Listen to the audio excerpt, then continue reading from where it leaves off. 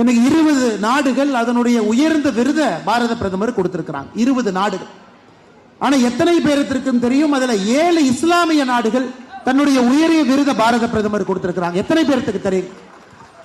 Saudi அரேபியாவுடைய உயரிய விருது Order of Abdul Aziz, ஒரு இஸ்லாமிய நாடு. மெக்கா மதினா 2 புண்ணிய ஸ்தலங்கள் இருக்கக்கூடிய நாடு. அதனுடைய உயர்ந்த விருத, நாட்டினுடைய விருத பாரத பிரதமர் நரேந்திர மோடி அவர்களுக்கு 2016 கொடுத்திருக்கிறாங்க. ஆப்கானிஸ்தான் நாட்டினுடைய உயர்ந்த விருது State Order of Ghazi Amir Amanullah Khan 2016 Bharat பிரதமர் நரேந்திர மோடி அவங்களுக்கு கொடுத்திருக்கிறாங்க. பாலஸ்தீன் நாட்டினுடைய உயர்ந்த விருது Grand Collar of the State of Palestine Bharat பிரதமர் நரேந்திர மோடி கொடுத்திருக்கிறாங்க. யுனைடெட் அரபு எமிரேட்ஸ் உயர்ந்த விருது ஆர்டர் ஆஃப் சயீத் பாரத பிரதமர் நரேந்திர மோடி கொடுத்திருக்கிறாங்க. பஹ்ரைன் நாட்டினுடைய உயர்ந்த விருது King Hamad Order of Renaissance Bharat பிரதமர் நரேந்திர மோடி கொடுத்திருக்கிறாங்க. ஈஜிப்ட் நாட்டினுடைய உயரிய விருது Order of the Nile Bharat பிரதமர் நரேந்திர மோடி கொடுத்திருக்கிறாங்க.